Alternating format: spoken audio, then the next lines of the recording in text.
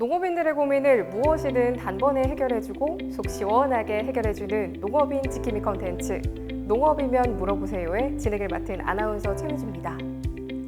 제 옆에는 보기만 해도 믿음직스럽고 든든한 두 분이 나와 계시는데요.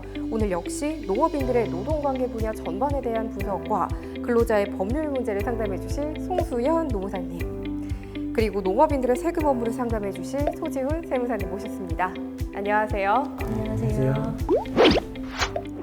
네, 첫 번째로 농업회사 법인에 관한 질문입니다. 세무사님, 농업회사 법인은 뭐가 되는 곳인가요?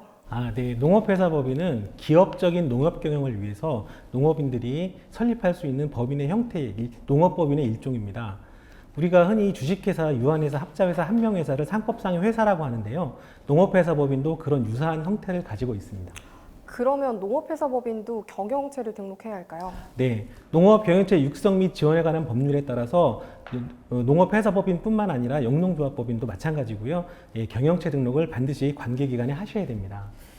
만약에 경영체 등록을 하지 않으면 세무상의 불이익이 있을 수 있어요. 왜냐하면 영농조합법인이나 농업회사 법인 같은 경우는 그 세법에 따라서 조세 감면의 혜택을 받을 수가 있는데 2015년에 세법이 바뀌면서 감면을 못 받는, 경영체 등록을 하지 않으면 감면에 배제되는 이런 규정이 생겼습니다.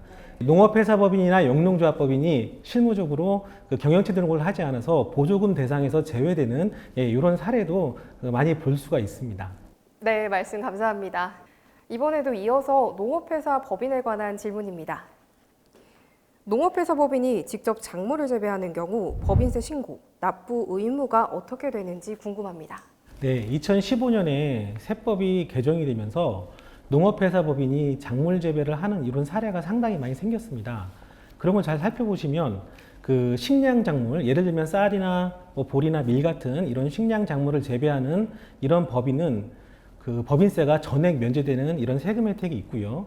그 다음에 그 식량 자원 이외에 과수라든지 야채라든지 이런 작물을 재배하는 농업회사 법인은 그 총 매출액의 해당 매출액의 50억 원까지 세금이 감면되는 그런 세금 혜택이 있습니다.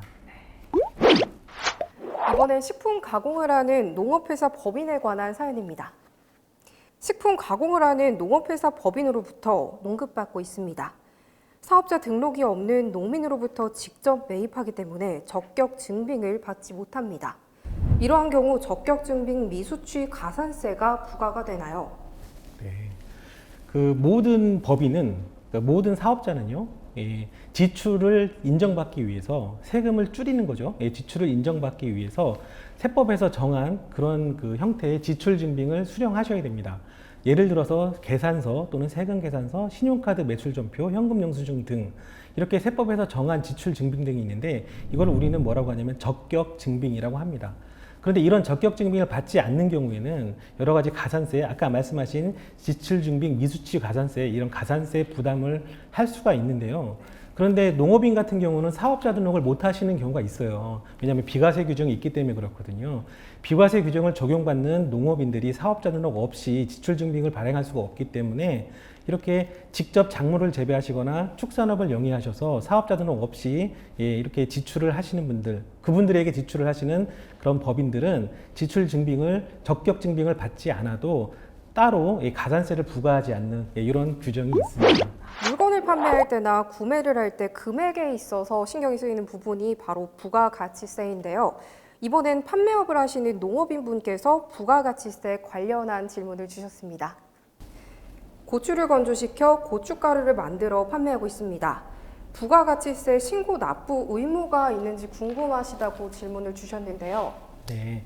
그 요즘에 농업인들이 가공이라는 절차를 통해서 부가가치를 높이는 활동들을 많이 하시거든요. 그 중에 대표적인 게 건조해서 분쇄해서 판매하는 고춧가루 형태의 이런 판매 형태가 상당히 많습니다. 그런데 부가가치세법상 가공에 해당되긴 하는데, 근데 고춧가루 같은 경우는 단순하게 수분을 빼내는 과정, 즉 건조를 시켜서 분쇄하는 이런 과정은 부가가치세법상 과세되는 가공으로 보질 않습니다. 그래서 이거는 부가세 과세가 아니라 면세 사업으로 진행하셔도 괜찮을 것 같습니다. 네, 답변 감사드립니다. 혹시나 고춧가루를 판매하시는 농업인 분들이 계시다면 참고하시면 좋을 것 같습니다. 두 분은 혹시 곶감이나 말랭이 혹시 좋아하시나요? 네, 좋아합니다. 네. 이번엔 특산물 판매에 관련한 세금 질문입니다. 곶감, 감말랭이 등을 생산하여 특산물로 판매하고 있습니다. 어떠한 세금이 문제가 될까요? 네, 이런 특산물 같은 경우도 그 감말랭이 또는 곶감 같은 경우도 아까 고춧가루와 비슷하게 수분을 빼내는 이런 단순 가공에 포함이 됩니다. 그래서 이제 부가가치세가 과세되지 않는 면세 사업에 해당이 되고요. 그런데 그 비과세에 적용은 안 돼요. 왜냐하면 이거는 그 작물 재배에 의한 매출이 아니라 가공에 의한 매출로 보기 때문에 결론적으로 말씀드리자면 부가가치세는 면세되고 소득세는 과세되는, 그래서 매년 종합소득세 신고 납부를 해야 되는 그런 업종으로 분류될 수 있습니다. 이번엔 근로자들의 기본적인 생활을 보장하고 향상시켜주는 근로기준법에 관한 사연입니다. 매우 영세한 농업사업장에도 근로기준법이 모두 적용이 되나요? 하고 질문을 주셨는데요. 농업 같은 경우에는 근로기준법에 적용 안 되는 부분이 상당 부분 있습니다. 요즘에 이슈가 되고 있는 장시간 근로 적용되지 않고요. 그 다음에 휴게 시간에 대해서도 적용되지 않습니다. 월급의 상당 부분을 차지하고 있는 20% 정도 차지하고 있는 주휴수당도 적용되지 않고요.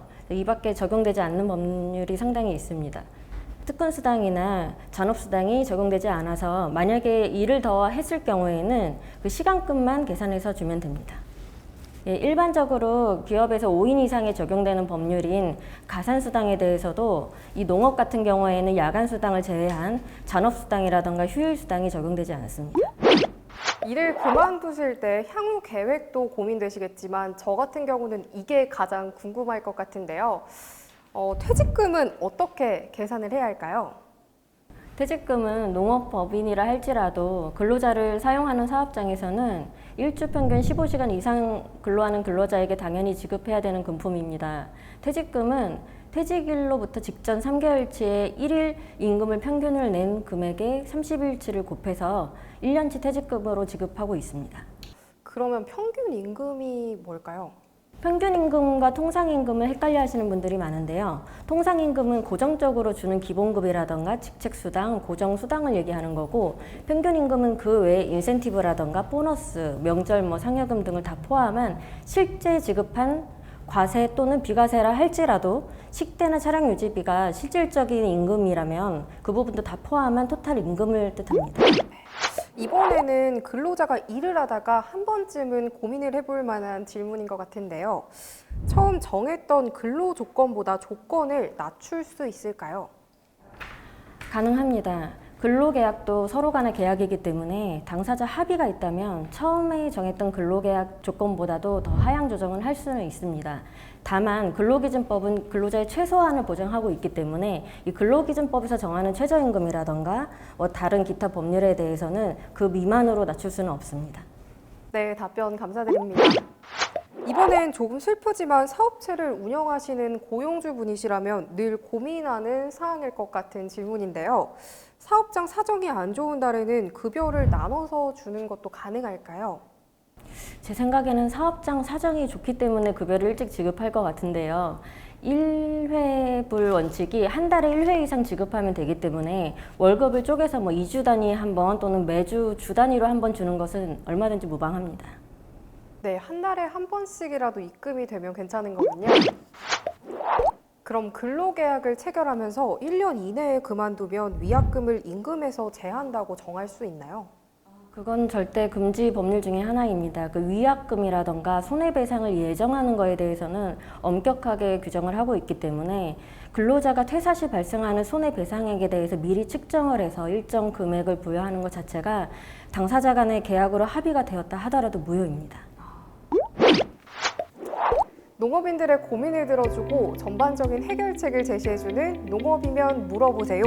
지금까지 소지훈 세무사님, 송수현 노무사님과 함께 농업인의 세무와 노무에 관한 전반적인 사항들, 그리고 근로자들이라면 늘 궁금하지만 잘 모르고 넘어갔던 임금, 세금에 관한 문제들을 속 시원하게 해결하는 시간을 가졌는데요.